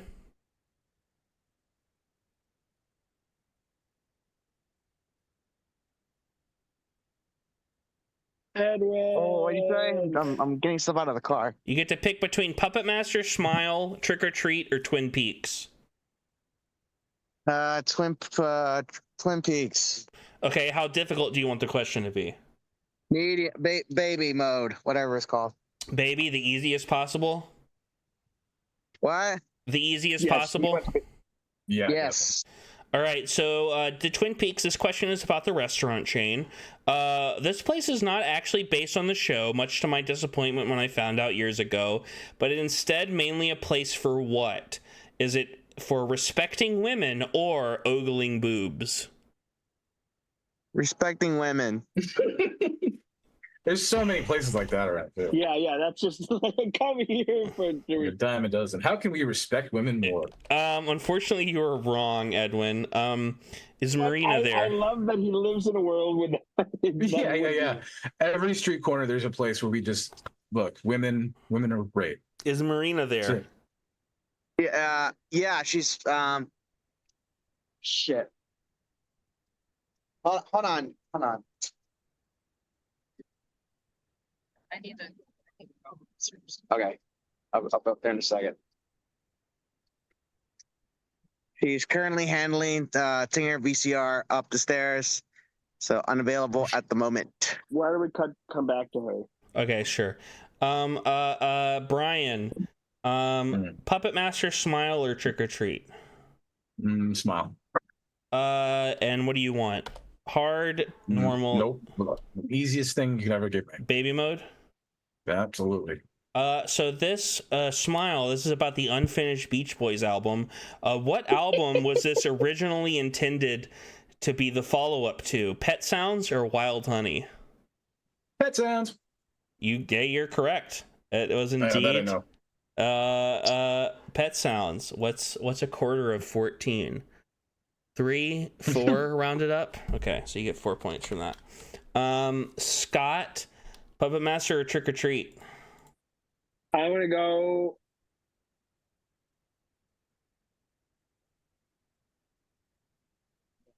Puppet Master. Yeah. And how difficult do you want to make this? Normal. Normal. All right. This is about the film franchise. How many? God damn it! I was asking you about the Muppets. I was really okay. Go ahead. How many fucking goddamn Puppet Master movies are there even? 13, 14, 15, or 16? I like how they're all at an obnoxious number. Yeah, 15. Hey, that's when you're right, and you are in fact right. Yeah. Wow. All right, Edwin, we need Marina. Shut up. Edwin? Edwin. Shut up, dog. Edwin. It's being mauled by a dog right now. Yeah, this is spooky. Wouldn't have it any other way, It's the best holiday in the world. Oh man. Edwin, Marina, we're almost done. Hey. Yeah. It's Marina. She has another question left. We have another question left. What's the question? Marina, how difficult do you want the question to be? It's about Trick or Treat. Oh, easy. Easy? All right, so this question about the 1986 film, also known as Ragman and Death at 33 RPM. This movie stars which two now aging rock stars in cameos? Is it A, Ozzy Osbourne and Gene Simmons, B, Alice Cooper and Ozzy Osbourne, or C, Paul Stanley and Gene Simmons? I'm going to go with A. That is, in fact, correct. So that gets you 6 points. And then we have one final round, and then we'll release y'all from y'all's torment. Edwin and Marina, I know y'all are. Let them go first for the answers. Yeah, well, it's yeah, no, for sure. It's a Jeopardy style. It's one final Jeopardy style wager question. The topic is John Carpenter's filmography. So Edwin, you have 8 points. Brian, Marina, you have 17 points. Oh. What? Brian, you have 18.1 points. Oh. And Scott, you have 64 points. Wait, are you for real? I am 100% not joking. Okay, how? No. The multipliers on that last round. Jesus. And so I want everyone to secretly, you can just do this in your mind, think about how many points you're wagering and be cool and don't change it. Does everyone have the amount of points they're going to wager submitted in their mind? Sure. Yeah. Mm-hmm. Scott? No. I'm trying to figure it out in the math. Yeah. You're trying to do the math? I mean, basically, you could wager like 40 points not 40 points. 36, it'd be like 27 points and I know how many I'm gonna wager. How many? Okay. Yeah. All right. So the question is, can you name any 5 of the 10 theatrically released Carpenter films that were not released in the 1980s? And how many? Wait, how many? 5. And everyone should think of their answer first, because I don't want you shouldn't, if somebody tells something and you go, oh yeah, that, don't do that. Be cool. Everyone should try to think of what they're gonna say first. I'll give everyone a second. One of Ice Cube. Oh, wow. I haven't done the title. It's like Mar or something. Go somewhere. The 3. Village of the Damned. Okay. And Mouth Madness. Oh yeah. All right. Let's start. Okay. We'll start with Scott. How many do we have to name again? 5. Scott, can you name how much are you wagering? 70s. It counts. He didn't say 70s. That's true. Scott, how much are you wagering? Okay, we're ready. Scott, how much are you wagering? Oh wait, hold on a second. Any minute now. Wait, hold on. No, my audio got cut out.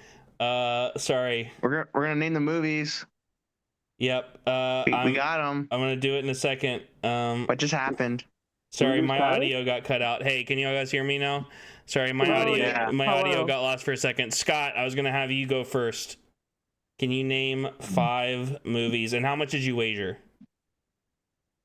I just wagered a simple. I'm gonna wager just 5 points because why? Yeah, that's a smart man. Yeah.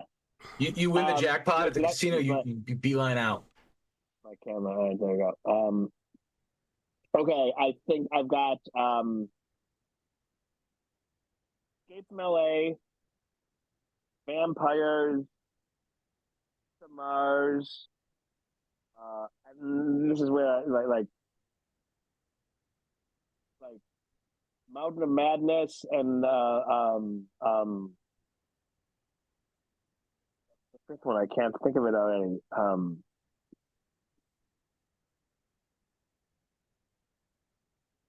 Shit, you know what? That's all I got. So I can only do 4. So I'm going to only wager 5.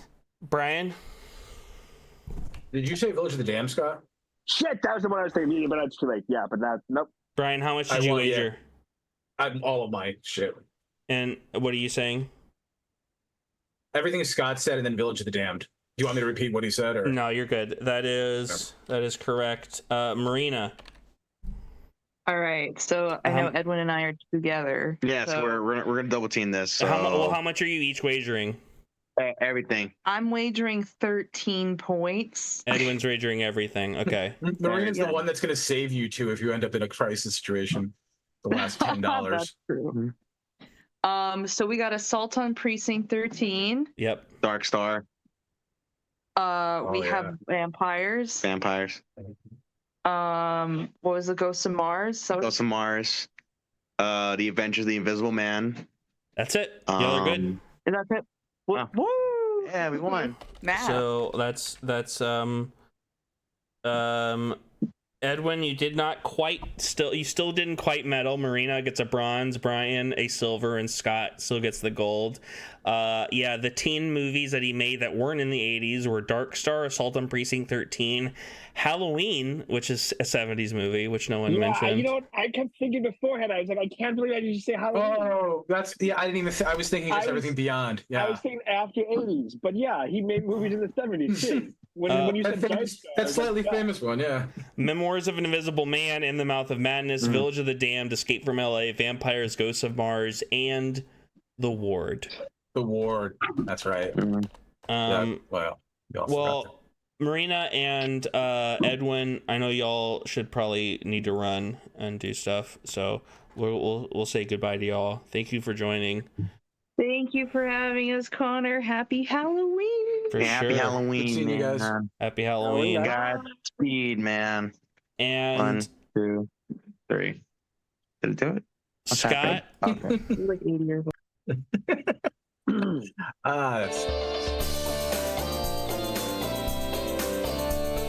All right, welcome to Scott's Comic Corner, brought to you by Eric Clapton and the company that makes the substance.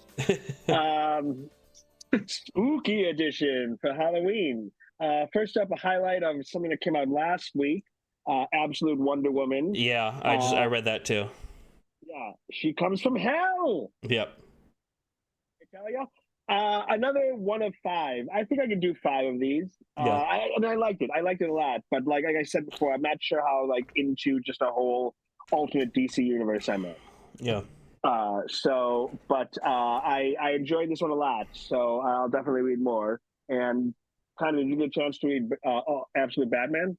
Not yet. I got my comic store is going to set aside a copy of the second printing for me. Yeah, I know they're doing second printing soon, so I don't know if it came out this week yet. Okay, speaking of DC, they're doing a 5-issue miniseries for Creature Commandos. Nice. Written by David Malchin, is that how you pronounce it? Something like that, yeah. Who will be on the show. I liked it. It's good for a first issue, getting to know the characters. I'm not familiar with them. I was surprised of who the main villain looks like it's going to be of the series. So, could be a fun ride. And then, really for Halloween, talking over at Marvel, their Red Line series of spooky stuff. Blade has started a miniseries. I believe it's going to be a 5-part series. It takes place after Blood Hunt. Blade is a big part of Blood Hunt, which is not surprising. He was kind of used in that. He kind of lost control. And so this is his first adventure post-Blood Hunt. He's in the wilderness. He wants to be left alone, but he gets pulled back into another adventure. That was written by Brian Hill. And then I've been reading Werewolf by Night, whose covers I've really been liking. Especially number 2. Nice. I think that one's been the best cover. The series itself is okay. I'm more into the villains of this series. Vampires who want to take over. They're being led by the Red Hood. As far as the series itself goes, it's a little competitive of just like the typical werewolf story. Like, oh, I'm a man, not a monster. I want to learn how to control the beast from then. I'll be curious to see what we do when we get past that. But it's been a lot of fun. Is the character is it the Red Hood or is it just the Hood? The Red Hood. Okay, interesting. Because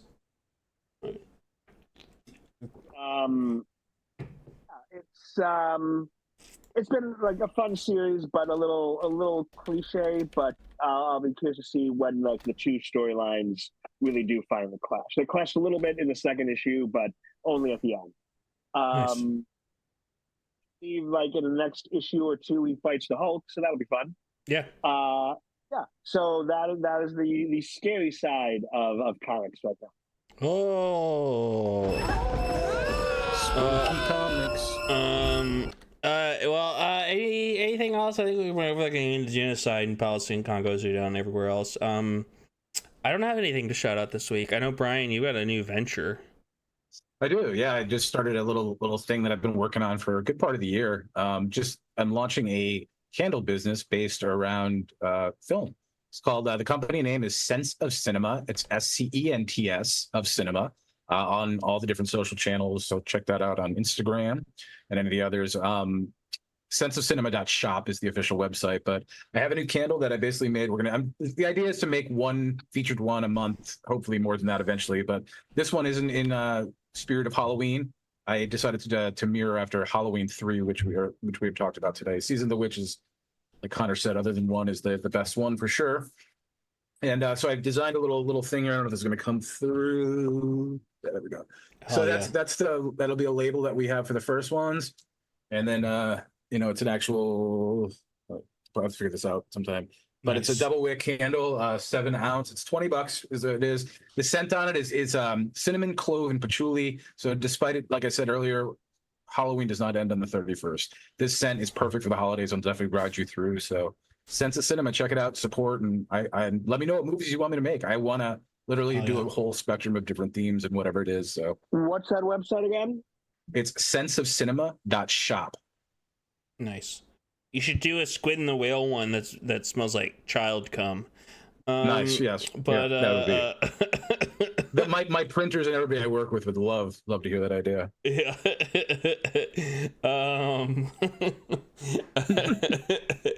Next episode in a couple. I'm like a week or so. Well, I'm gonna figure it out tomorrow. I'm not gonna worry about it right now. But we're talking about some new movies that have come out. Anora, the new Joker, and some Sebastian Stan movies. I'm calling that episode Anora and Sebastian and Joker and Harley. Nice. Twin Peaks Club will be back with an interlude episode in like late November where we talk about Mulholland Drive and Inland Empire. I think we won't actually start the new series till the new year. I got to be honest. That makes sense. But I want to thank Brian here for composing our outro. I want to plug, we are on CinemaCurse666 on Instagram and TikTok. On YouTube, please like and subscribe. Smash that like button. Share this episode with your local shut-in. I feel like I've done that before for like one of the Harold Smith Twin Peaks episodes. Let me try again. Share this episode with your local beauty queen. That's a good one. Substance themed. I think she's really gonna love it. She's really gonna be like, "Wow, what a great representation of a lot of." Corley is actually watching now and just saw it and just tweeted about it. Yeah, hell yeah. Yeah, I think that's it. With the closing credit, plug socials. Yeah. So yeah, thanks for joining. Thanks for being here, and bye-bye. Bye.